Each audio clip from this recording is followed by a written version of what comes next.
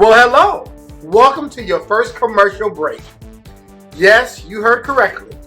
During your professional development, we're going to offer you small breaks and bits of information. They're designed to be informative, relaxed, and brief. I am Dr. Dash, and I have the distinct pleasure of introducing the panel of women that are going to speak to you. They are Dr. Clinch, Miss Ugaldi, and Miss Senna. And they're going to speak on an issue that affects us all, our health. The emotional health, the physical health, and the mental health. As always, we hope you tune in and enjoy. And please remember, stay safe, stay healthy. Virtual Health 101. Now, Mr. Landon, I'll see you at the faculty meeting today. One of the advantages that virtual learning has allowed us to do is that we are now able to go ahead and connect with our students and teachers at all sites with a click of a button. In addition, we have to make sure we take care of ourselves and take that 1 or 2 seconds to breathe, stretch, and go for a little walk, because that helps to reduce the anxiety as well as heart disease. That is your virtual healthy tip for the day. None of us saw this pandemic coming. None of us even knew coronavirus or COVID-19. Having to transition from going to work every day to now having to do distance learning or distance teaching or working remotely. But one thing we have to understand, our health now virtually is very important. For me, I can say, I have noticed that being home and working remotely has allowed me to spend much more time with my family. So even though I'm not an advocate and I don't love working from home, however, it is where we are, and there's nothing that we can do about it right now.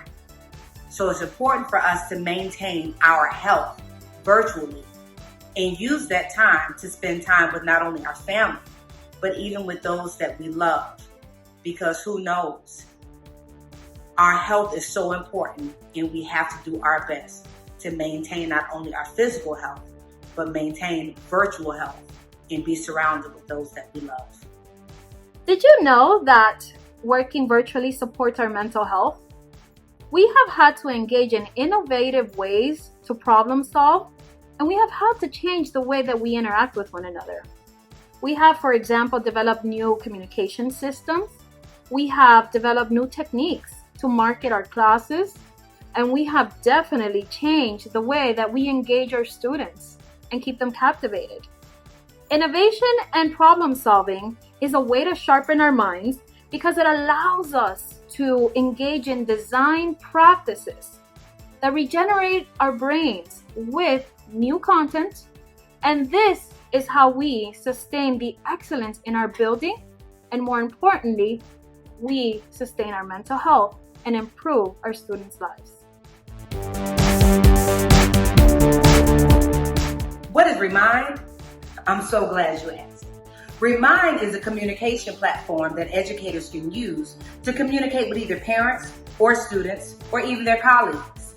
It's a way to send a text message to an individual or a group of people.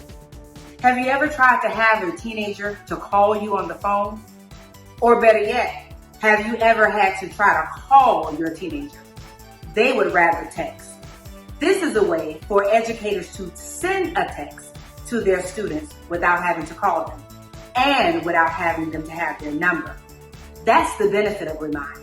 You can send a text message and they don't have your personal phone number. And it goes in real time. As soon as you send it, boom, immediately it goes out. These are the advantages and the benefits of using the Remind app. The Remind app has some real cool features. This app offers a lot of flexibility.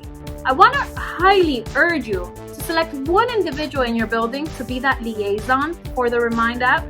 A liaison that offers support to the community, to parents, to students and staff members, providing the classroom codes or the school code in order to ease some of the possible questions and barriers with the usage of the application. Having a liaison in the building for the app will definitely increase the way that your building communicates and the type of information that is shared across all stakeholders.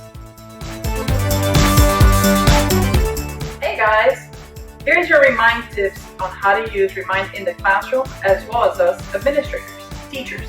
When I was in the classroom, Remind was fantastic because then I could go ahead and send reminders to my students as far as assignments and performance. I'm talking to you at Genuity or the full enrollment teachers.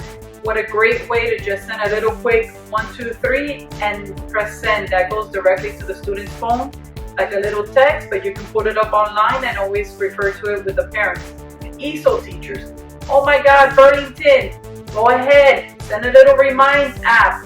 Go ahead and tell them, listen, did you do your 30 minutes of Burlington today? Click, send, done.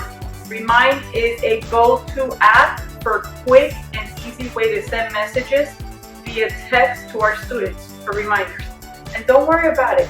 You can do it for the faculty too. What an amazing tool to remind my teachers when there's a faculty meeting, even us during administrative meetings.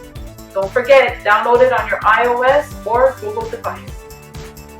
My name is Dr. Dash, and I have the privilege of reviewing and going over a video tutorial for Remind for everyone that's interested to this wonderful application. A few pointers before we get started. For the purposes of this video tutorial, the introductions, the tutorial itself will be in 3 major parts. You have introduction to Remind, creating an account. Number 2, creating a class. And number 3, selecting your class and adding students. Step 1 is to open up a browser. I recommend Google because it's easy, universal, most people are familiar with it. Once you get to Google, type in Remind, enter. This is what the icon looks like on your mobile phone or the desktop. The app can be used on your desktop, laptop, tablet, or phone. You're now at the opening page. Here you have 2 options, log in or sign up. I have an account, so I'm going to log in. This is the Remind platform. To your left, you'll see your school that you are working with or any schools that you associate with or set up, and then the classes that you create. This is section number 2, creating a class. Going north and to the west. This area right here where it says create a class. That's the icon that you want to click on. Here at creating a class, you can literally create the name of whatever class you like. The icon.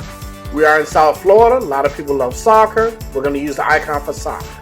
It's Reagan Adult Education Center. You're going to press create. And now you have your class. It is listed here on the left border side, or what we call the west side.